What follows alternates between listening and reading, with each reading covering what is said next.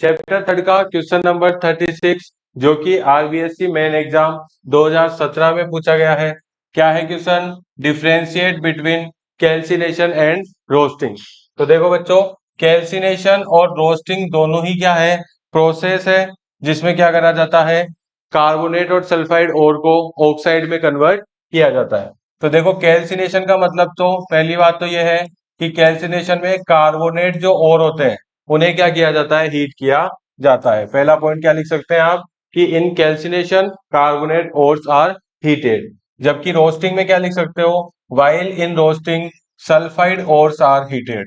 जबकि रोस्टिंग में क्या होते हैं? सल्फाइड ओर को क्या किया जाता है? हीट किया जाता है। दूसरा पॉइंट आप इसमें लिख सकते हो, कैल्सिनेशन का मतलब जो होता है वो कार्बोनेट ओर को हीट करना होता है in the absence of air. In absence of air, air की एब्सेंस में क्या करा जाता है? कार्बोनेट को हीट करके ऑक्साइड में बदला जाता है। जबकि रोस्टिंग में क्या हो सकता है? रोस्टिंग में आप लिख सकते हो in presence of air. Presence of air में क्या करा जाता है? हीट किया जाता है। एग्जाम्पल की अगर मैं बात करूं तो एग्जाम्पल आप देखो, ZnCO3।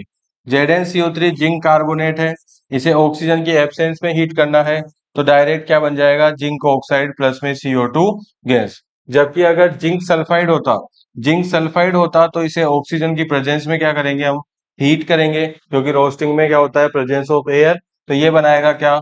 जिंक ऑक्साइड प्लस में सल्फर डाई ऑक्साइड। दोनों ही प्रोसेस में जिंक ऑक्साइड गेट हो रहा है, लेकिन कैल्सिनेशन में ऑक्सीजन की एब्सेंस होती है, जबकि रोस्टिंग में क्या होता है? एयर की प्रेजेंस होती है।